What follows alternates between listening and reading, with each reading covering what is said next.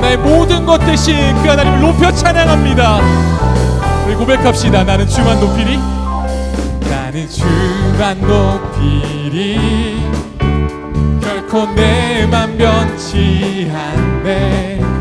세상 모든 권세 모든 영광 십자가 앞에 다 버리고 나의 충성과 내 헌신 내 모든 소망 오직 예수. 아멘. 나무에 달려 죽으신 그분께 오직 우리 주께 내 믿음 소망 찬양 받기 합당한 분 오직만 왕의 왕께 엎드려 경배하며 아멘. 오직 우리 주께 오직 우리 주께 내 믿음 소망 찬양 받기 합당한 분 또 오직만 왕의 왕께 엎드려 경배하며 모든 나를 지으시고 아버지 되시며 나를 구원하사 하늘의 상 주님 오직 우리 주님께 나 찬양하리.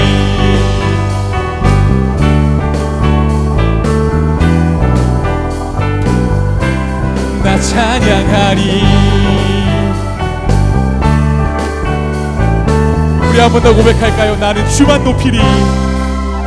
나는 주만 높이. 하나님 결코 내 맘 변치 않겠습니다. 세상 모든 권세 모든 영광 십자가 앞에 다 버리고 나의 충성과 내 헌신 내 모든 소망 오직 아멘. 나무에 달려 죽으신 그분께 오직 우리 주께 내 믿음 소망 찬양 받기 합당한 분 또 오직만 왕의 왕께 엎드려 경배하며 아멘. 오직 우리 주께 내 믿음 소망 찬양 받기 합당한 분 또 오직만 왕의 왕께 엎드려 경배하며 아멘. 나를 지으시고 아버지 되시며 나를 구원하사 하늘의 상 주신 오직 우리 주님께 나 찬양하리. 아멘.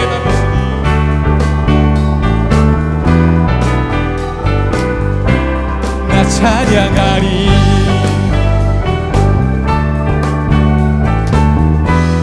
우리 마음 다해 고백할까요? 오직 우리 주께 오직 우리 주께 오직 우리 주께 오직 우리 주께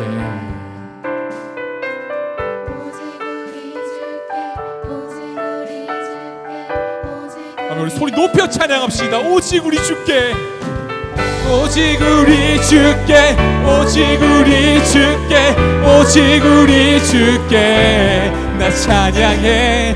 오직 우리 주께 오직 우리 주께 오직 우리 주께 아멘. 나를 지으시고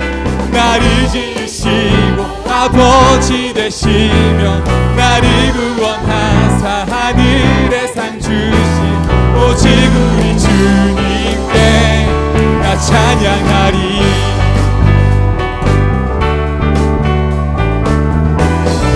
아멘. 우리의 모든 것 되신 그분을 찬양하며 나아갑니다.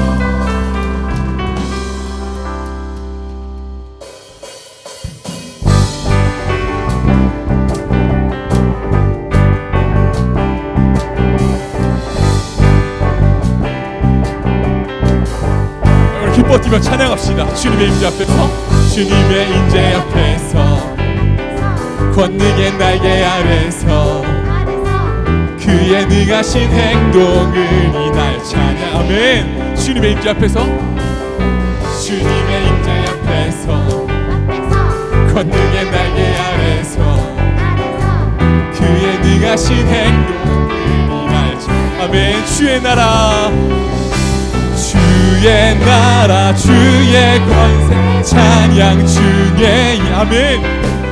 모든 원수 굴복하네 주의 임재. 아멘. 주의 나라, 주의 나라, 주의 권 찬양 주의 임하네. 모든 원수 굴복하네 내가 춤을 출 때에.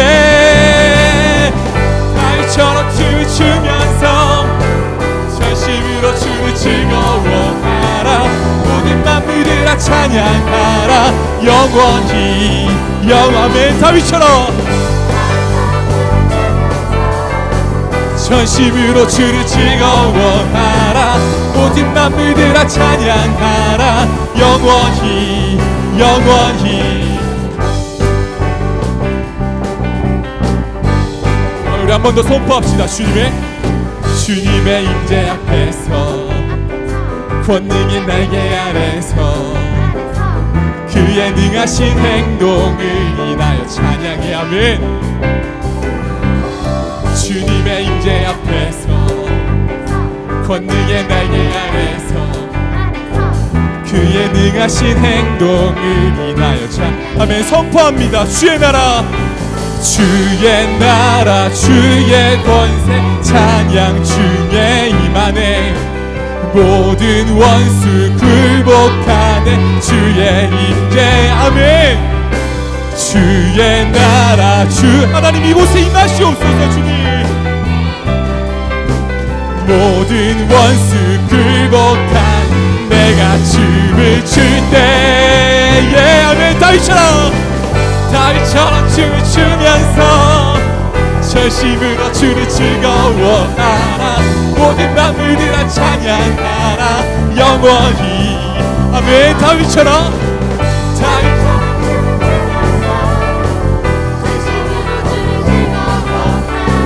모든 만물들아 찬양하라. 우리 한번 고백합시다. 다윗처럼 춤을 추면서 전심으로 주를 즐거워하라. 모든 만물들아 찬양하라. 영원히. 아멘. 다윗처럼 전심으로 주를 즐거워하라. 모든 만물들아 찬양하라. 영원히 영원히.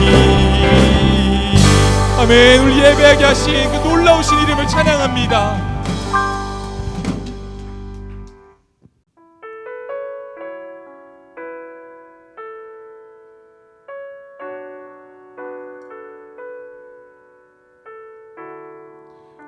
간절히 고백하며 나아갑시다. 하나님 주께 가까이 가기 원합니다.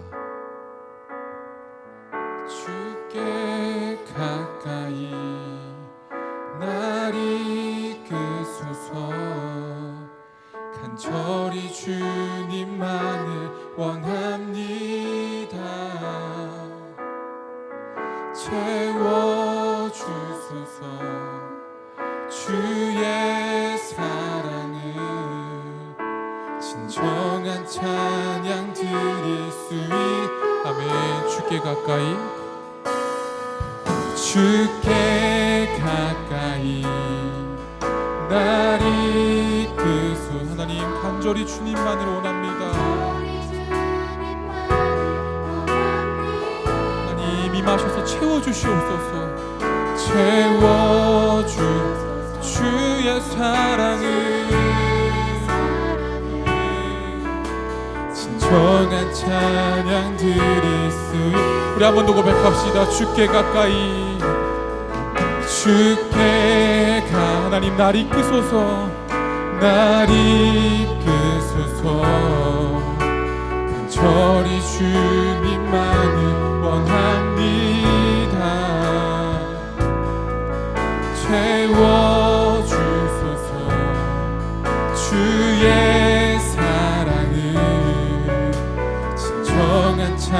양들이. 우리 한 번만 더 고백할까요? 하나님 주께 가까이, 주께 하나님 날 이끌어 주시옵소서. 주님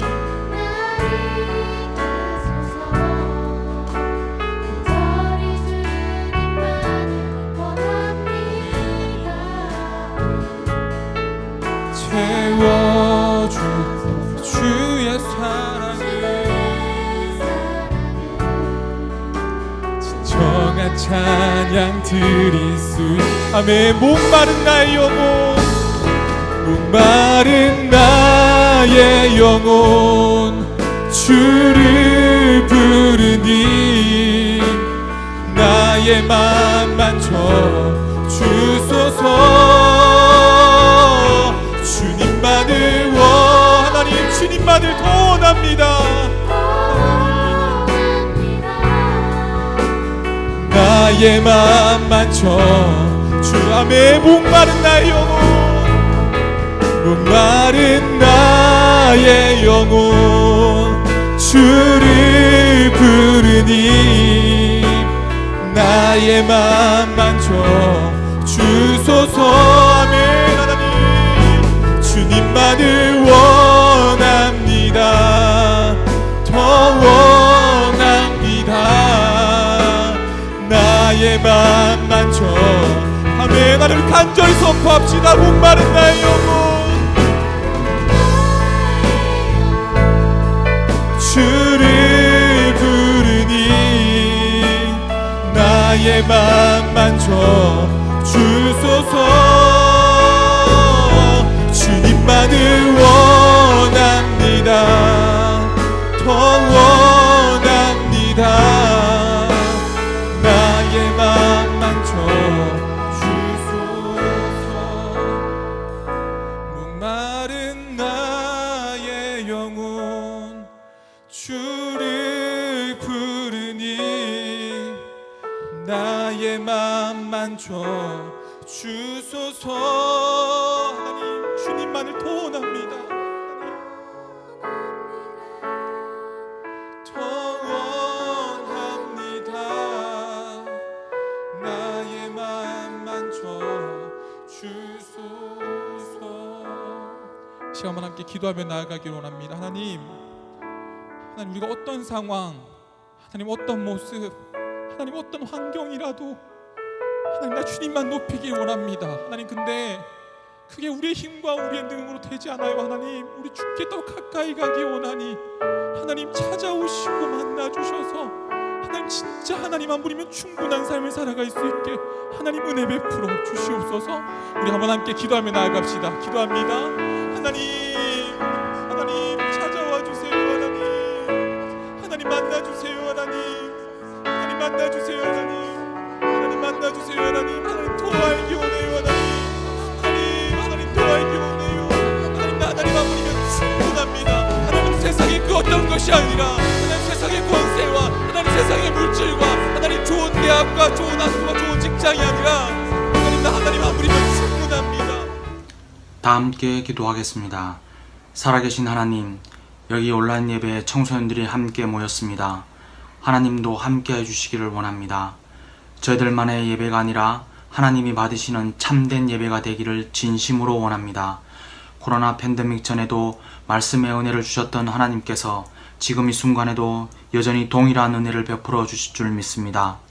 말씀 선포하시는 교육자님에게 성령 하나님께서 함께 해주셔서 온라인 설교에서도 용기 있게 전할 수 있도록 붙들어 주시기를 원합니다. 참여하는 모든 온라인 예배자들에게도 동일한 은혜를 베풀어 주셔서 다시 일어나게 하여 주시기를 원합니다. 우리를 구원하시고 지금도 살아계신 주 예수 그리스도 이름으로 기도드렸습니다. 아멘. 네, 반갑습니다. 우리 청소년 여러분, 지금은 광고 시간입니다. 우리 광고 몇 개 여러분들에게 공지하고 바로 말씀 듣는 시간 가질 텐데요. 첫 번째는 교육 훈련입니다. 우리 새 생명은 진행했고요. 그다음에 이제 새 가족하고 우리 말씀 통독반을 우리 운영할 예정이에요. 그래서 특별히 말씀 통독은 줌을 통해서 라이브로 함께 말씀 통독하는 시간을 가질 건데요. 우리 그 시간들을 통해서 여러분이 말씀의 큰 은혜를 누렸으면 좋겠습니다. 그래서 신청은 유선 전화나 아니면은 이메일 혹은 뭐 담당 교역자분이나 목자님들께 문의 주시면 신청할 수 있게끔 안내해드리도록 하겠습니다. 자, 두 번째는 갈래비전 헌금 광고입니다. 2학기 청소년지구 갈래비전 헌금은 따로 청소년지구에서 하지 않고 각자가 작정한 대로 교회 계좌를 통해서 갈래비전 헌금을 하면 될 것 같습니다. 그래서 교회 홈페이지에 우리 선교헌금 드리는 계좌가 잘 기재되어 있으니까요. 교회 홈페이지를 참고하셔서 그 계좌를 통해서 여러분의 귀한 갈래비전 헌금을 드리는 우리 청소년이 됐으면 좋겠습니다. 우리가 지금 코로나 가운데 각자 가정에서 이렇게 온라인으로 예배 드리고 있는데요. 우리 다들 건강 잘 챙기시고 다들 무탈하게 아무 일 없이 다시 대면하는 그날까지 건강한 모습으로 만났으면 좋겠습니다. 자, 지금은 성경 봉독 시간입니다. 각 가정에서도 자리에서 일어나서 함께 성경 봉독을 하겠습니다. 오늘 우리에게 주시는 하나님의 말씀은 창세기 50장 18절에서 21절까지 말씀입니다. 그의 형들이 또 친히 와서 요셉의 앞에 엎드려 이르되 우리는 당신의 종들이니이다. 요셉이 그들에게 이르되 두려워하지 마소서. 내가 하나님을 대신하리이까. 당신들은 나를 해하려 하였으나 하나님은 그것을 선으로 바꾸사 오늘과 같이 많은 백성의 생명을 구원하게 하시려 하셨나니 당신들은 두려워하지 마소서. 내가 당신들과 당신들의 자녀를 기르리이다 하고 그들을 간곡한 말로 위로하였더라. 아멘. 네, 반갑습니다. 가정에서 이렇게 함께 예배로 참여하는 우리 청소년들, 우리 가족 여러분들 모두 진심으로 환영합니다. 오늘 이 시간은 창세기 50장의 말씀을 가지고 코비드-19 두려움을 주신 이유라는 제목으로 하나님 말씀 함께 나누도록 하겠습니다. 인간이 살면서 가장 두려워하는 것이 무엇일까요? 시험이나 또 우리 청소년들 같은 경우는 이제 얼마 남지 않은 대학 입시 같은 자신의 인생에 대한 걱정과 두려움들이 있을 텐데요. 그래서 많은 사람들이 목숨을 잃을 법한 위험한 그 위기의 순간이 오면 두려움에 떨어서 심지어는 그냥 정신적인 쇼크로 사망하는 경우들도 있다라고 합니다. 실제로 그런 경우들이 있는데요. 총을 맞았는데 목숨을 잃을 만한 부위에 맞지도 않았는데 내가 총에 맞았다는 사실에 놀라서 죽는 그런 정신적인 쇼크사도 있고, 너무 높은 곳에 있다가 심장마비가 와서 놀래서 죽는 경우들도 있죠. 근데 모든 인간도 그렇고 또 동물들도 그렇고 어떤 그 두려운 순간을 이겨내게 되면 뭔가 모를 성장과 또 다른 능력을 갖게 되는 것을 볼 수가 있습니다. 대표적인 것으로 우리가 잘 아는 짐승인 독수리를 보면 알 수 있는데요. 이 독수리는 자신의 새끼가 날 수 있도록 가르칠 때 여러분들이 잘 아는 대로 낭떠러지에서 일부러 떨어뜨리다가 아이가 이 독수리 그 새끼가 땅에 떨어질 때쯤 어미가 이렇게 낚아챈다 이런 속설들도 있었는데 그거는 사실로 밝혀지지 않았고, 실제로 동물 연구가들에 의하면 독수리들이 자신의 새끼들을 날 수 있도록 하기 위해서 낭떠러지 같은 높은 곳은 아니지만 나무에서 실제로 떨어뜨리는 훈련을 한다라고 합니다. 그래서 이 새끼가 날개짓을 한 번도 배운 적이 없지만 날기 위해서 또 떨어져서 이렇게 땅에 떨어져서 다칠 것에 대한 두려움 때문에 날개짓을 퍼덕퍼덕이다가 그 두려움을 극복하고 날 수 있는 법을 깨닫게 되는 것이죠. 이처럼 우리는 매번 이 어떤 두려움이라는 거대한 벽을 만났을 때 그 벽을 넘어서고 그것을 이겨내는 순간을 맞이하면 또 한 가지 많은 깨달음과 능력을 갖게 됩니다. 그런데 코로나 바이러스는 좀 다른 것 같습니다. 두려움이라고 하기에는 때로는 무섭지 않을 때도 있고, 또 어떨 때는 우리를 너무 긴장하게 하는 두려움으로 다가오기도 하고, 그리고 무엇보다 눈에 보이지 않기 때문에 이것에 대해서 뭐라고 정의할 수 없을 만한 그런 두려움이지요. 위험의식이 옅어질 때쯤이면 마치 약속이라도 한 것처럼 갑자기 감염 접수가 늘어나기도 하고 어려운 상황들이 일어납니다. 지난 8월에는 이 죽전 지역과 또 수지 지역에 있는 고등학교에서도 감염이 여러 명 일어났었는데, 최근 지난주에는 우리 수지 채플의 한 근처에 있는 한 학교에서 중학생이 감염되는 일들이 일어났습니다. 크리스찬으로서 이런 일들을 겪으면서 마음속에 여러 가지 생각이 듭니다. 하나님, 이 코로나 바이러스가 왜 여전히 있나요? 왜 여전히 사라지지 않은가요? 왜 하필 2020년 지금 이때에 이런 질병이 이 세상 가운데 왜 있는 건가요? 하나님께서는 왜 이런 재앙을 허락하신 건가요? 우리는 믿는 사람으로서 계속해서 하나님께 우리가 어떻게 살아가야 하는지, 그리고 이 코로나 바이러스는 두려움과 우리가 언제까지 싸워나가며 이겨내야 하는지 하나님께 계속 구하고 기도해야 할 필요가 있습니다. 두려움을 주신 이유를 발견해야 한다는 것이죠. 오늘 우리가 읽었던 이 창세기 50장의 말씀은 그 모든 두려움과 고난의 끝을 봤던 이스라엘 백성들, 작게는 야곱의 또 요셉의 가족들이, 그리고 크게는 히브리 민족들이 그 두려움을 주셨던 하나님의 이유를 발견하게 되는 모습들이 담겨 있습니다. 오늘 이 창세기 50장의 말씀을 저하고 함께 나누면서 저와 여러분이 지금 이 시대를 보내고 있는 이 코로나 바이러스, 이 두려움을 하나님께서 허락하신 이유가 무엇인지, 그리고 이것을 우리가 이겨내기 위해서는 어떻게 노력해야 하는지 함께 나누는 귀한 시간이 되길 축복합니다. 코비드-19, 이 두려움을 주신 이유는 무엇일까요? 첫 번째로 우리의 이기심을 변화시키기 위해서입니다. 하나님께서 우리의 이기심을 변화시키기 위해서 이 두려움을 허락하셨습니다. 오늘 말씀 18절 말씀에 보면 요셉의 형들이 요셉에게 찾아와 하는 한 문장이 기록되어 있습니다. 뭐라고 기록되어 있습니까? 그의 형들이 또 친히 와서 요셉의 앞에 엎드려 이르되 우리는 당신의 종들이니이다. 여러분과 제가 잘 아는 대로 요셉의 형들은 아주 짓궂은 짓을 했습니다. 다름 아닌 요셉이 어린 시절에 요셉을 애굽의 노예로 팔았던 것이지요. 굉장히 긴 시간이 흐르고 기적과 같이 역으로 요셉이 그의 형들과 그의 가족들을 먹여 살리고 구원해주는 입장에 이르렀을 때 형들이 두려워하면서 요셉에게 했던 말이 이것입니다. 나는, 우리 형제들은 요셉 당신의 종입니다. 그렇게 해서라도 우리를 살려주시고 걷어주십시오라고 하는 것이죠. 아마 모든 크리스찬의 공통점이긴 한데요. 매년 연초가 되면 우리는 이런 결심을 합니다. 올 한 해는 꼭 성경 통독해봐야지. 올 한 해는 꼭 내가 일독이라도 해야지. 이런 막 결심들을 하죠. 우리 벌써 이제 9월 달을 보내고 있는데 여러분 성경 얼마나 읽었는지 모르겠어요. 이 성경을 읽을 때 참 재미있는 것들이, 그래서 크리스찬들이 창세기부터 요한계시록까지 읽을 막 계획을 세우고 시작을 하는데 길게 잡아 1월 혹은 2월 정도 되면은 성경책 읽는 걸 포기합니다. 근데 참 아이러니하게도 창세기까지는 다 읽어요. 그래서 대부분의 믿는 사람들이 저와 여러분을 포함해서 창세기 이야기들은 잘 알고 있죠.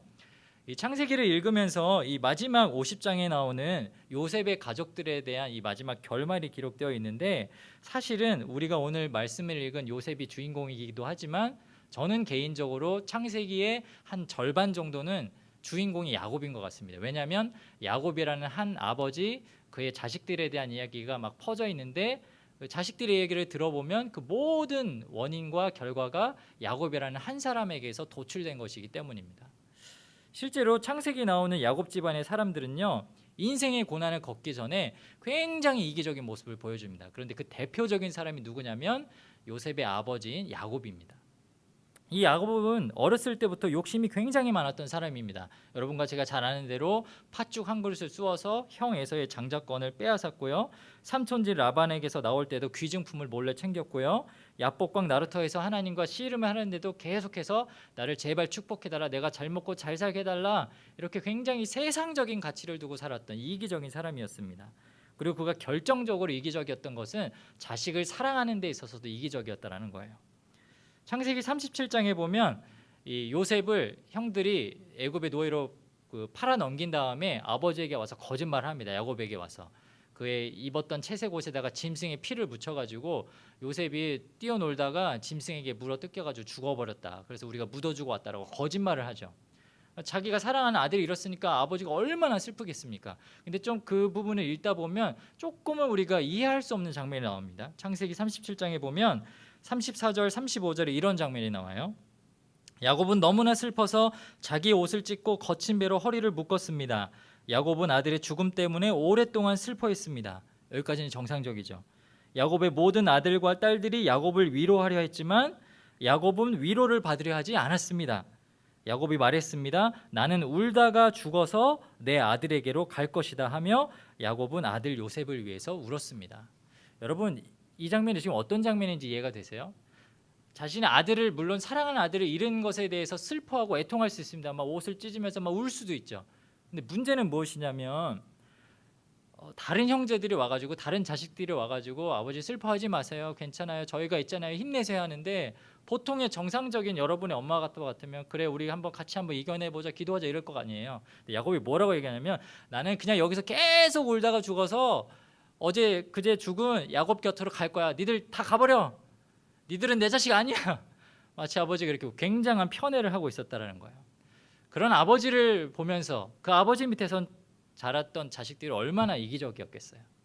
아니나 다를까 성경을 읽어보면 남자 형제들이 자기 여동생 디나를 강간한 세겜 추장의 그 가족들을 아버지가 와서 중재를 했음에도 불구하고 몰래 들어가서 다 살인을 하고요. 유다라는 아들의 며느리는 아이를 낳으려고 시아버지와 간음하는 일들이 일어납니다. 그 야곱의 가문에 있었던 그 모든 사람들은 두려움과 고난과 하나님께서 가르치신 교훈을 얻기까지 굉장히 끝까지 이기적으로 살았다라는 거예요. 그리고 어느덧 시간이 흘렀습니다. 그리고 창세기 41장에 보면 드디어 이 중동 땅에 이스라엘 그 지방에 지금의 코로나19와 같은 굉장히 큰 재난이 찾아옵니다. 다름 아닌 7년 동안 계속되었던 흉년이었습니다. 창세기 41장에 보니까요 56절 57절에 이렇게 기록되어 있습니다. 온 지면에 기근이 있음에 요셉이 모든 창고를 열고 애굽 백성에게 팔세. 애굽 땅에 기근이 심하며 각국 백성도 양식을 사려고 애굽으로 들어와 요셉에게 이르렀으니 기근이 온 세상에 심함이었더라.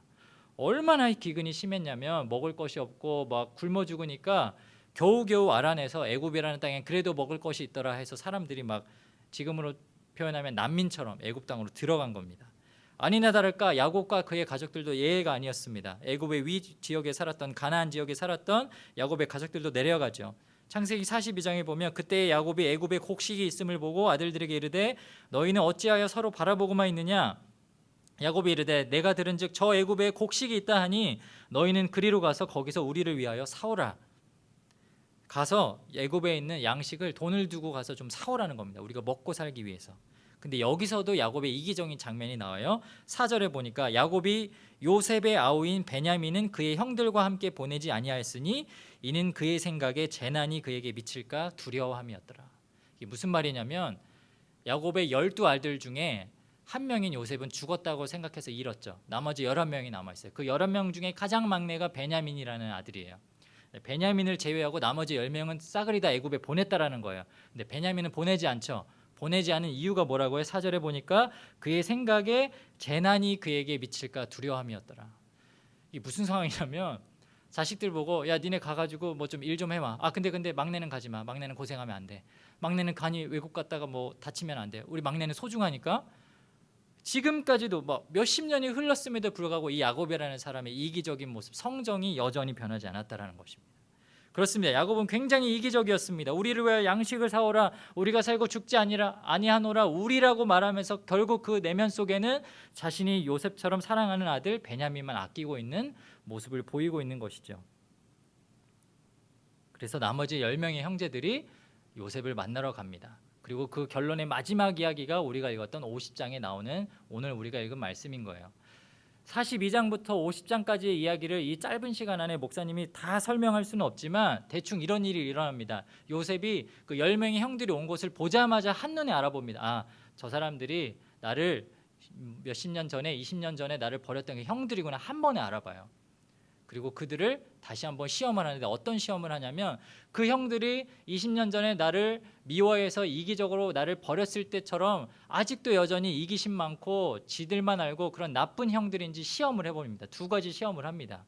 그리고 마지막에 그럼에도 불구하고 이 형들이 이 시간이 흐르면서 굉장히 많이 이타적으로 변하고 겸손해졌다라는 사실을 발견을 하게 돼요. 어떤 장면이냐면 자신의 막내 아들인 베냐민을 집에 놔두고 갔다 그랬잖아요. 근데 요셉이 굉장히 무리한 요구를 해요. 베냐민을 데려오라 그러고 막내 아들을 데려오라 그러고 일부러 어떤 시험을 함정을 만든 다음에 형들이 잘못한 것으로 이제 위장을 하고 당신네 아버지까지 데려와라. 대신에 베냐민은 못 간다. 막내 아들은 여기 내버려둬야 된다. 니들만 가라 이렇게 얘기합니다. 일종의 시험을 하는 거예요. 형들 20년 전과 지금과 형들이 변한 게 있습니까? 힘들고 어려운 지금 전 세계가 힘들어하는 코로나 바이러스 같은 재난 속에 있는데 당신들은 이타적으로 겸손하게 살고 있습니까? 라고 하나님의 심정으로 묻고 있는 것이죠. 근데 그때 기적이 일어나요. 수십 년 전만 해도 동생이 믿다라는 이유로 형들이 모여가지고 쟤를 죽여버리자 구덩이를 파가지고 내렸다가 아니야 죽이는 건 아닌 것 같아 애굽의 노예에 팔아버렸던 그 악독했던 형들이 완전히 변한 것입니다. 기적과 같은 장면이 나옵니다. 창세기 44장 33절에서 34절의 말씀이에요. 여러분도 한번 같이 한번 읽어보세요. 그러니 제발 저를 남겨두어 종으로 삼으시고 그 아이는 형들과 함께 집으로 돌아가게 해주십시오. 그 아이를 데리고 가지 않는 한 저는 아버지께로 돌아갈 수 없습니다. 저는 아버지가 슬퍼하시는 모습을 참아 볼 수가 없습니다.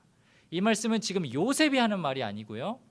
그 형제들 중에 형이었던 유다라는 형이 고백하고 있는 것입니다. 수십 년 전에 나를 모함하고 죽이려고 했던 그 형들이 이제는 변화되어서 뭐라고 고백하냐면 아니라고, 막내를 여기다 그냥 두고 갈 수는 없다고, 차라리 내가 포로가 될 테니 나를 붙잡아 두십시오. 이 막내를 또 잃게 되면 또 놔두고 왔다는 모습을 아버지가 알게 되면 너무너무 슬퍼할 것입니다.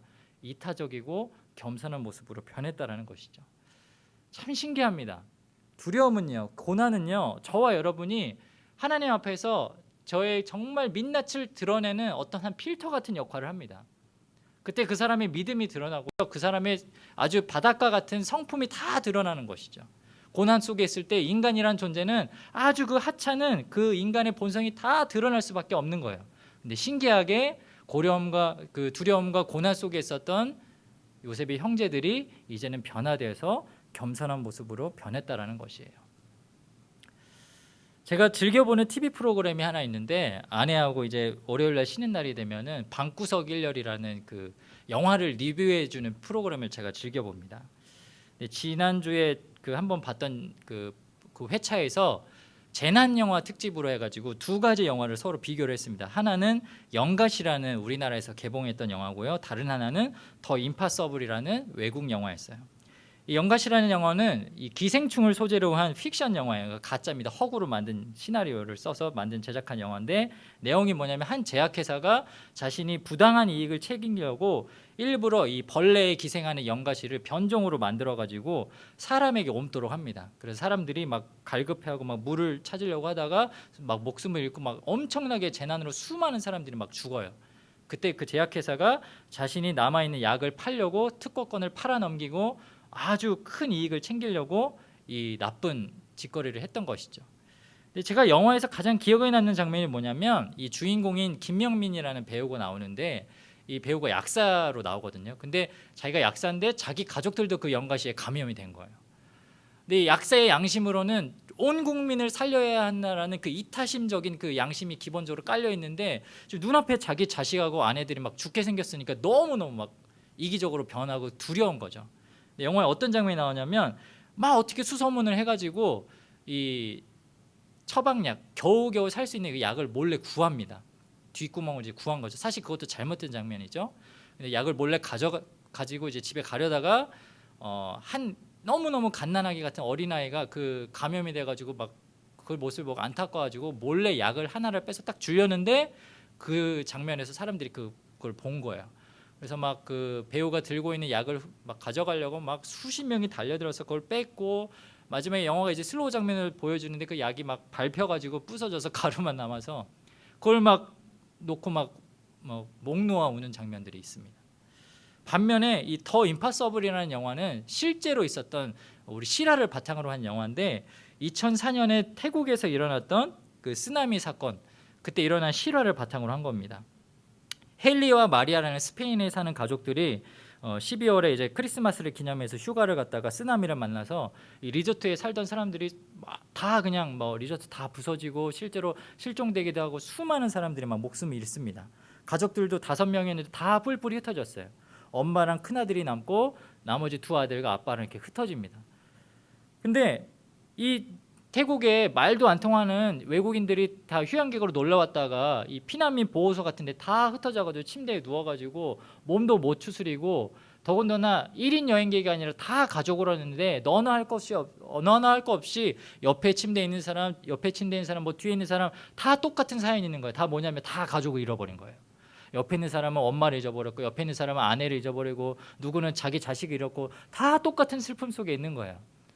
근데 그때 마리아 그 엄마가 큰아들에게 이런 말을 해요. 엄마는 변하지 않고 여기 있을 테니까 너는 돌아다니면서 사람들 이름을 적어다가 너는 하나도 안 다쳤잖아. 너는 몸이 성하잖아. 저 사람들 움직일 수도 없어. 네가 여기 병원 곳곳을 돌아다니면서 이 사람들의 이름을 불러가면서 가족을 찾아줄래? 아주 힘들고 어려운 두려움과 고난을 만났지만 이타적으로 살 수 있도록 훈련을 시키고 돕죠. 영화의 말미에 사람을 찾아주러 다녔던 그 가족들이 결국은 자신의 섬김 속에서 온 가족이 다시 만나는 기적이 일어납니다. 싫어하였어요.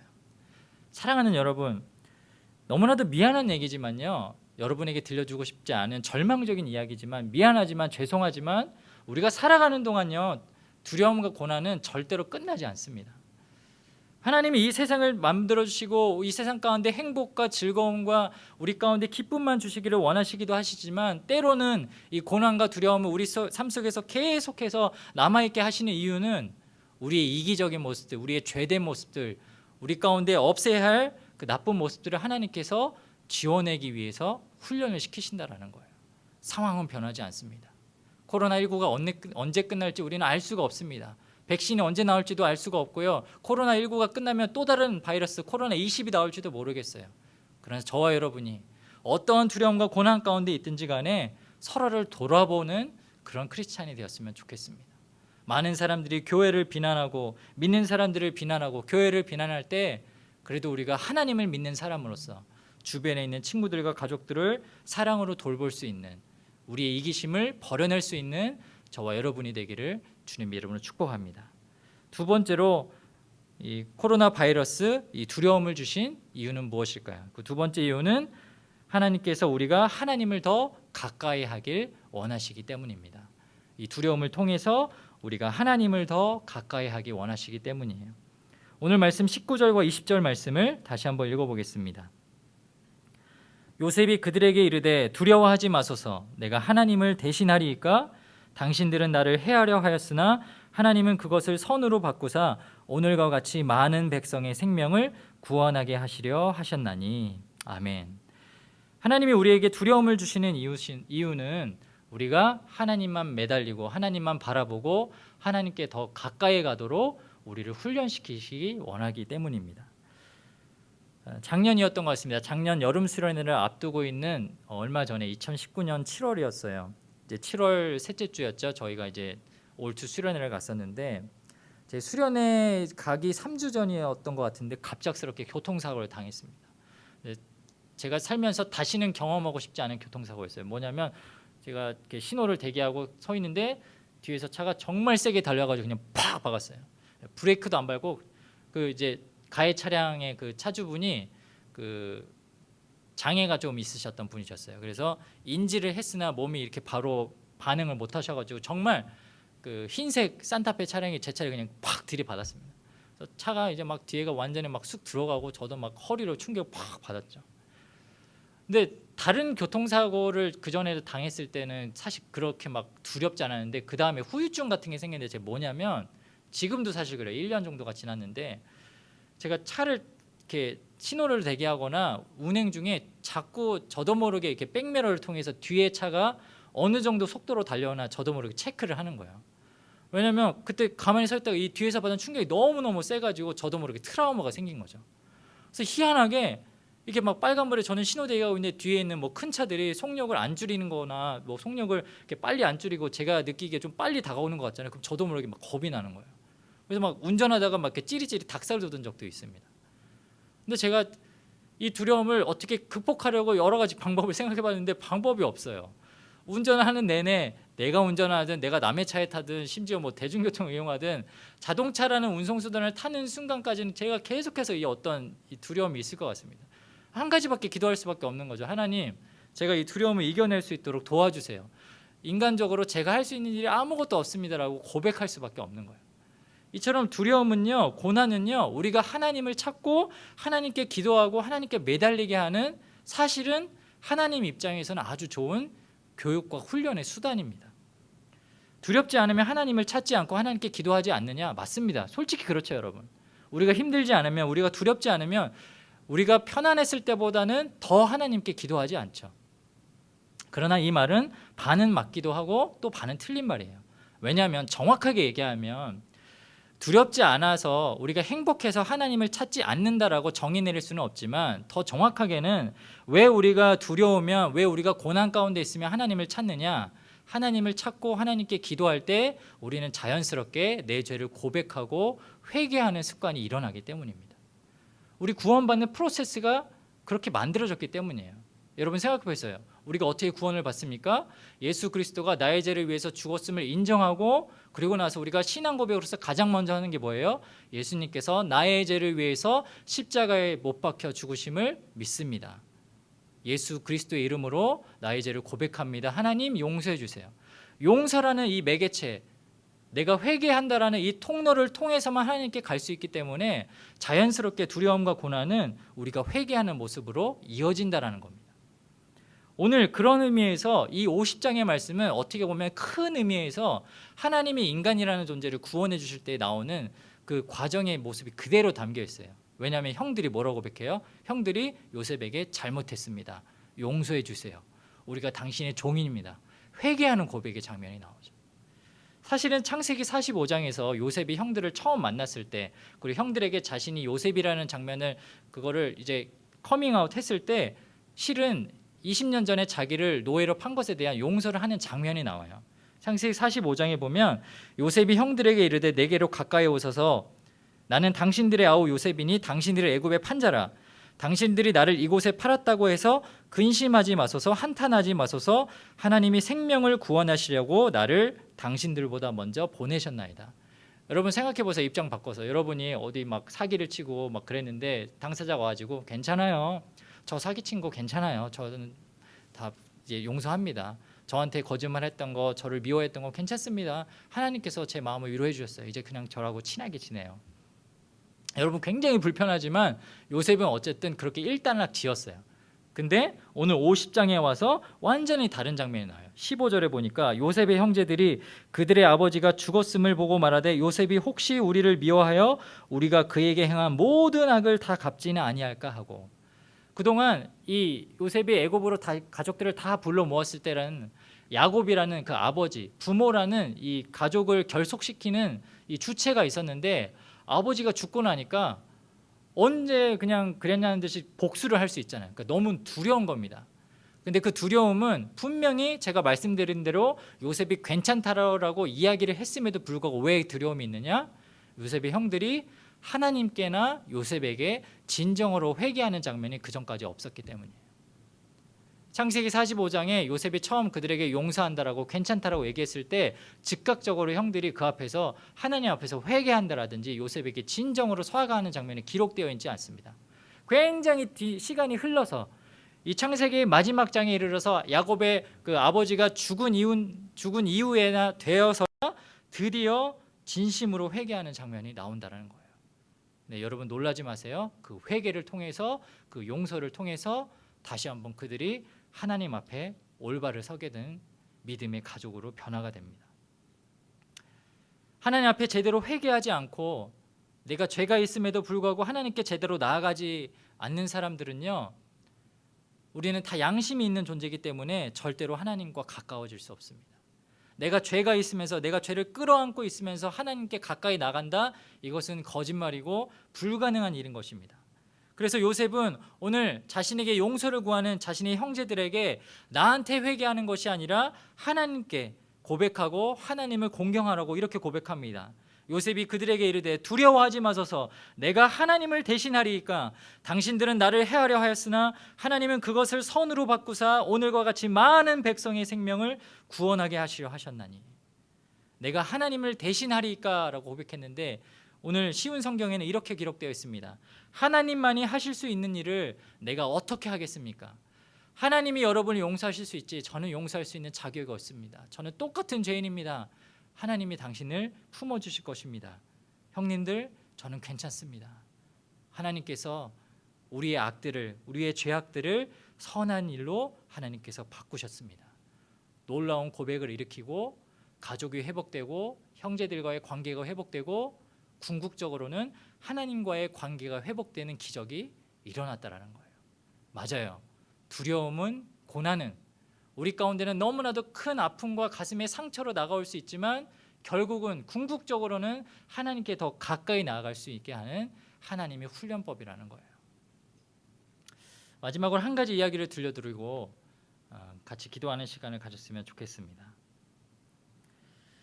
목사님 사실 부끄러운 고백인데요. 2008년이었던 것 같아요. 2008년 1월 2일이에요. 정확하게 기억을 합니다. 송구영신 예배를 드리고 신년 예배 드리고 그 바로 다음 날이었으니까 1월 1일이었어요. 1월 2일. 제가 그때 대학생 신분이었고 이제 방학을 맞이해가지고 그때 대학지구에서 이제 같이 신앙생활하던 그 선후배들하고 토익 공부를 같이 하기로 했었어요. 토익 시험을 보려고. 그래서 제가 그때 상현동에 살 때였는데 집에서 자전거를 타고 분당으로 가려고 이렇게 자전거를 탔습니다. 근데 자전거를 타고 이렇게 계속 가는데 그 수지구청 사거리에 보면 롯데마트 있잖아요. 그 롯데마트 올라가는 길이 약간 언덕이 져 있거든요. 지금은 롯데마트 이제 없어졌지만 거기 횡단보도를 이제 건너가야 되는데 이 자동차 그 법으로도 지금은 이제 법이 개선돼서 정해졌는데 횡단보도를 건널 때는 자전거에서 내려서 자전거를 끌고 가야 돼요. 근데 그 당시는 뭐 그 법이 있기도 전이었고 저는 그냥 괜찮다고 생각해서 자전거를 타고 그냥 횡단보도를 건넜는데 문제는 뭐냐면 이제 그 자전거를 건너는 그 횡단보도를 건너는 순간에 페달을 한 번 딱 페달링을 했는데 갑자기 퉁 받치면서 제가 몸이 슉 날아갔어요. 알고 봤더니 이제 롯데마트 쪽으로 진입하려던 5톤 트럭이 우회전을 하면서 자전거를 탄 저를 팍 친 겁니다. 제가 퍽 날아갔는데요. 이 서울을 차였는데 이 차에 우유를 가득 채워가지고 납품을 하려고 가득 채운 차다 보니까 브레이크를 밟았는데도 불구하고 관성 때문에 차가 계속 질질질 올라오는 거예요. 오르막길인데도. 그래서 제가 땅바닥에 퍽 떨어졌는데 그 5톤 트럭의 커다란 바퀴가 제 얼굴을 향해서 막 진짜 이렇게 가까이 오는 거예요. 너무너무 무서운 거예요. 이제 이 바퀴가 한 1, 2초만 되면은 내 얼굴을 짓밟고 막 상상하기도 싫은 내가 막 죽음을 당한 막 그런 일들이 일어나는 거죠. 여러분 진짜 인간이 이기적인 게 여러분 같으면 목회자고 그 당시는 신학생이었지만 믿는 사람이면 그 당시 무슨 기도를 할 것 같아요? 하나님 살려주세요 이러겠죠. 제발 하나님 제발 살려주세요 막 이러겠죠. 근데 제가 그때 무슨 기도했는지 알아요? 얼굴은 제발. 나 얼굴은 제발 막 정신이 나간 거지. 막 지금 막 목숨이 막 위태롭고 막 죽을지도 모르는데 내 얼굴 소중한데 내 잘생긴 얼굴 막 이러면서 죄송합니다. 그러고 나서 이제 막 치료받고 그렇게 있었던 사건이 기억이 나요. 제 스스로 굉장히 부끄러웠어요. 내 신앙이 진짜 이 정도 수준이었구나. 내 인생의 마지막일지도 모르는 그 순간에 내가 마지막으로 했던 기도가 내 얼굴. 얼마나 부끄러워요. 정확하게 한 10년 정도 지난 다음에 제가 가정도 이루고 아빠가 돼서 저희 아이 이제 첫째 아들 준이가 이제 돌이 지났을 때였던 것 같아요. 준이가 이제 돌 지나면서 아이들이 이제 1년 정도 지나면 돌치레라 그래가지고 그 1년 정도 지났을 때 막 열이 막 심하게 나고요. 약을 막 이렇게 약을 줘도 약이 듣지 않아요. 그냥 성장통이라고 보면 됩니다. 근데 아이가 제가 물론 제 첫째이기도 했고 처음 낳아서 이제 기르는 제 아들을 처음으로 아빠가 돼가지고 자식을 길러보니까 막 다 서투르고 막 어색하잖아요. 어렵잖아요. 아내하고 막 계속 뭐 병원도 매일 다니고 막 약도 먹이고 도대체 막 열꽃이 막 온 가운데 막 다 펴가지고 이 갓난아기 요만한 애가 이 열꽃이 다 펴 있는 모습을 보면 부모로서는 너무 마음이 아픈 거예요. 그래서 하나님께 기도하고 제발 좀 우리 아이 고쳐달라고 이 갓난아기 이 아픈 것 때문에 너무너무 속상하다고 하나님 제발 좀 고쳐달라고 하나님께서 고쳐달라고 막 아이를 안고 막 몇 번을 기도했는지 몰라요. 근데 이게 막 하루 이틀이 아니고 계속 시간이 오래도록 지속이 되니까 이제 마음에 너무너무 궁핍해지고 가난해졌어요. 하루는 교회에서 사역을 하고 지쳐가지고 집에 딱 들어갔는데 들어가자마자 문을 이렇게 들어가는 순간에 이미 이 현관문 밖에서 아이가 막 울고 있는 소리가 들리는 거예요. 밤늦은 시간까지도 애가 막 온몸에 열이 나니까 잠도 못 자고 너무너무 고통스러워하는 거죠. 문을 열고 들어가니까 아니나 다를까 불은 다 켜져 있고 애가 막 눈물바다가 막 이렇게 돼가지고 막 콧물 눈물 막 질질 흘리고 얼굴은 막 열꽃이 피고 너무너무 보기 안타까운 거예요. 엄마는 이미 육아하느라 지쳐서 쓰러져 있고. 제가 더 이상 할 수 있는 기도가 없을 때 그 아이를 껴안고 기도를 하는데 그 순간에 펑펑 울면서 기도했어요. 근데 제가 여러분 뭐라고 기도했는지 알아요?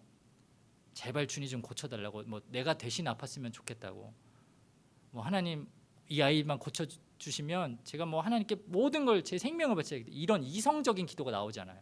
진짜 사람이 밑바닥까지 가니까 아이를 끌어안고 기도하는데 제가 뭐라고 기도하고 있냐면 하나님 잘못했어요 이러고 있는 거예요. 제가 다른 말을 한 게 아니고 하나님 잘못했어요. 하나님 용서해 주세요. 왠지 모르게 이 아이가 아프고 이 병이 낫지 않고 이 고통과 이 아픔을 겪고 있는 그 이유가 왠지 내 죄 때문인 것 같은 거예요. 그래서 아이를 끌어안고 마지막으로 했던 그 기도가 그거였어요. 하나님 잘못했어요. 용서해 주세요. 그러면서 그 앞에서 얼마나 엉엉 울었는지 몰라요. 여러분도 그러지 않을까요? 여러분의 마지막 순간에 어떤 위급하고 그냥 우리가 상상할 수 있는 이성적인 그런 어려움이 아니라 우리가 도저히 감당할 수 없는 어려움이 찾아오면 우리가 죄인이기 때문에 자연스럽게 우리 입에서 이 말이 튀어나오지 않을까요? 하나님 잘못했어요. 용서해 주세요.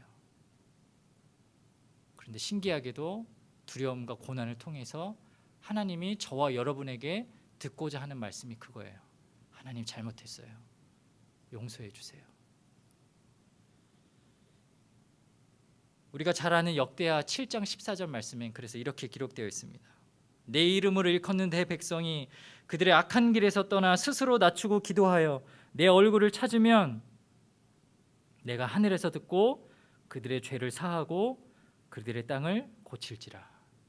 아멘.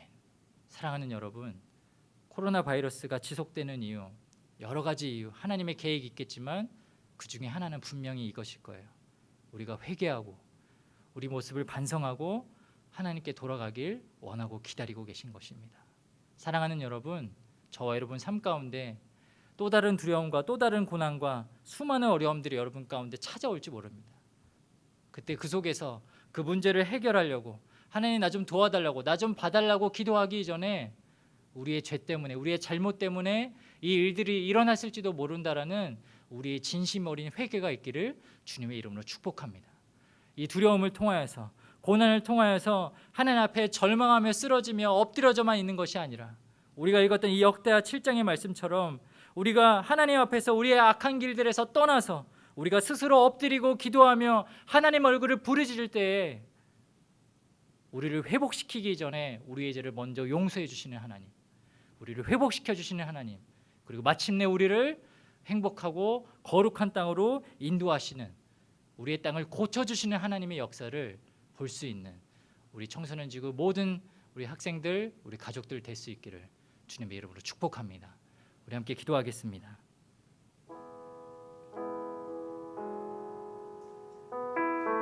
우리 시간 여러분 있는 자리에서도 함께 눈을 감고 기도했으면 좋겠습니다. 그렇습니다. 하나님, 코로나라는 두려움 앞에서 하나님 우리는 참 이기적인 생각을 많이 했습니다. 왜 하필 하나님 지금인가요? 저는 지금 누구보다도 중요한 고3 시기를 보내고 있는데요. 하나님, 저는 이제 막 중학교 1학년이 되었는데요. 저는 이제 고등학교 진학을 앞두고 있는데요. 제 진로는 도대체 어떻게 되는 건가요? 여러분, 기도의 제목이 여러분 너무나도 그 초점이 여러분 자신에게 맞춰 있지 않으세요? 여러분의 가족에게만, 여러분 스스로에게만 하나님을 믿는다라고 하면서 믿는 사람조차 생각하지 못하는 너무나도 이기적인 마음들이 여러분 마음속에 그 저변에 깔려 있지 않습니까? 그런 우리에게 하나님 오늘 말씀하십니다. 그 이기심을 변화시키기 위해서 하나님 앞에 정말로 진심으로 자복하고 회개하는 심정으로 하나님께 가까이 나아가기 위해서 우리에게 이 두려움과 고난을 주셨다라고 하나님 우리에게 말씀하십니다. 그러기에 저와 여러분, 우리의 시선을 이제는 바꾸길 소원합니다. 우리의 시선을 하나님 말씀하신 거룩함으로 바꿀 수 있기를 소원합니다. 우리의 시선을 우리 자신에게만 두는 것이 아니라 하나님 말씀하신 지금도 힘들어하고 죽어가고 있는 수많은 사람들, 어려운 사람들을 위해서 우리의 눈을 돌릴 수 있기를 축복합니다. 그러므로 인해서 하나님, 이 시대를 살아가고 있는 우리 청소년들이, 우리 믿는 사람들이 하나님의 음성을 따라 살아가는 죄의 양떼들 되게 하여 주시옵소서. 하나님의 복음을 손에 들고 하나님 지금도 어려워하고 있는 수많은 사람들을 돕고 보살피고 그들에게 하나님의 사랑을 전할 수 있는 우리들이 되게 하여 주시옵소서. 우리의 가정에서도 그러한 회복의 역사 일어나게 하여 주시옵소서. 회개를 통하여서 하나님께 가까이 나아가는 놀라운 일들이 일어나게 하여 주시옵소서. 그들의 가정에서, 그들의 학교에서, 그들이 속한 모든 공동체 가운데서, 무엇보다 그들이 받는 세상 곳곳에서 하나님, 우리의 모습을 통해 하나님을 발견하고 하나님께 나아갈 수 있는 귀한 통로로 우리가 쓰임받게 하여 주시옵소서. 귀하신 예수님의 이름으로 기도합니다. 아멘. 우리 한번 조용하게 하나님 앞에 엎드려 묵상했으면 좋겠습니다. 예수님은 우리의 죄 때문에 십자가에 못 박히시고 돌아가시고 3일 만에 부활하셨습니다. 그러한 것들을 할 필요가 없으신 분이셨는데 우리를 너무나 사랑해 주셔서 우리가 받아야 할 죄를 대신 받으셨습니다. 우리가 그 은혜를 기억하면서 그 주님께 다시 한번 나아갔으면 좋겠습니다. 내 삶 속에 혹여나 주님만이 아시는 죄가 있는지, 주님이 슬퍼하시는 죄가 있는지 한번 묵상하면서 그 죄를 돌아보고 회개하는 시간 갖도록 하겠습니다. 함께 기도합니다. 사랑과 은혜가 교성하신 하나님, 우리의 죄악과 추락함이 너무나 많음을 고백합니다. 우리의 삶을 불쌍히 여겨 주시옵소서. 예수님께서 우리를 너무나 사랑하신데도 불구하고 우리는 그 주님의 은혜를 잊어버리고 죄악 가운데 살았음을 인정합니다.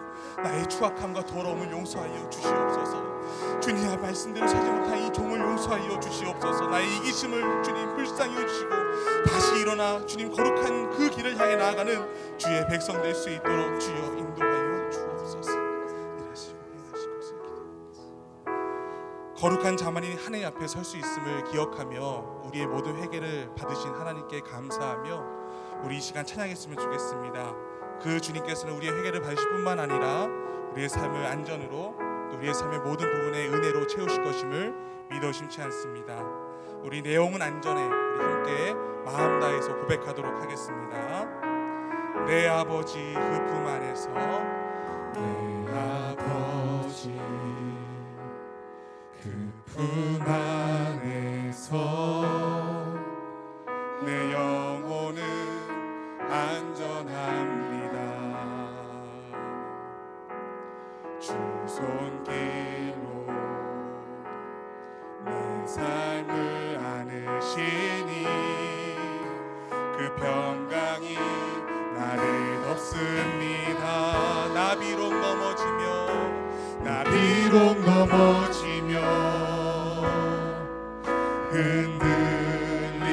흔들리지만 주 내 안에 거하며 나를 붙드시니 아멘.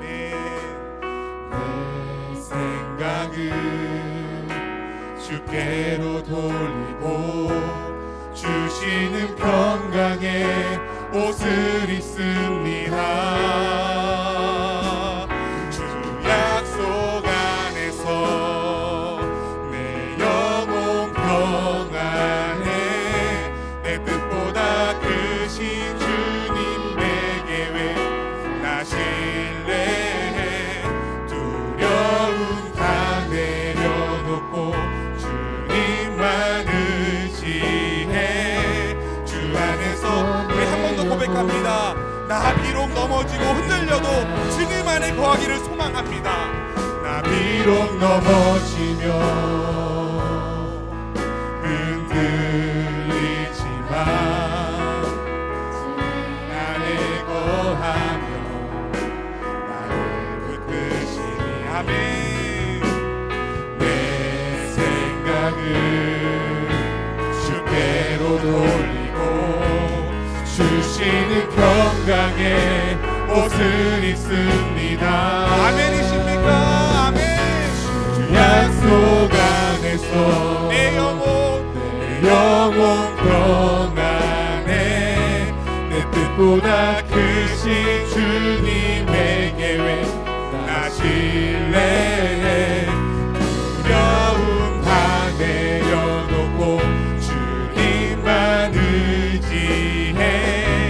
주 안에서 우리 주 말씀 안에서 함께 고백하겠습니다. 우리 말씀으로 부릅니다. 주 말씀 안에서 내 영혼 평안해. 아멘. 내 뜻보다 크신 주님의 계획 나 신뢰해. 두려움 다 내려놓고 주님만 의지해. 주 안에서 내 영혼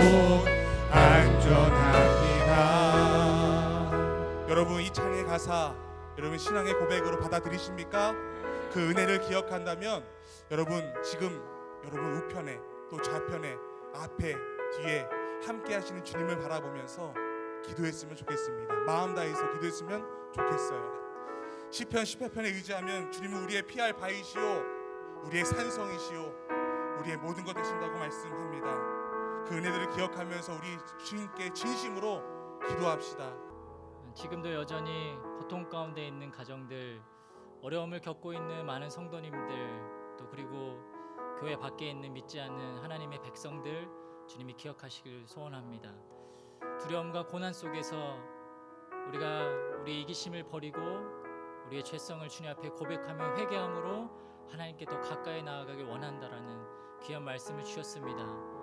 앞으로도 이 학기와 또 2020년 마지막 남은 시간까지 보내야 하는 우리 많은 지구촌의 청소년들, 그의 가족들, 이 말씀을 끝까지 간직하고 살아감으로 말미암아 하나님, 이 두려움의 코로나가 끝이 났을 때 우리의 변화된 성정들이, 교회와 한국교회가 정말 하나님 앞에서 변화된 이타적이고 겸손한 모습들이 많은 사람들 가운데 기억되고 추앙되고 궁극적으로는 하나님이 영광 받으시는 귀한 우리의 인생들 될 수 있도록 주님이 인도하여 주시고 함께하여 주시옵소서.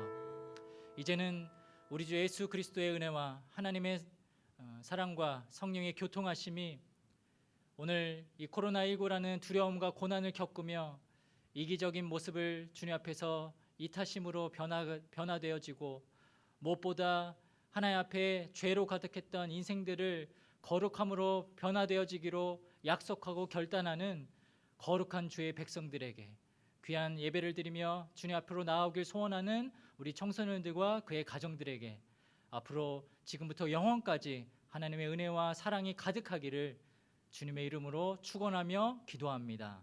아멘.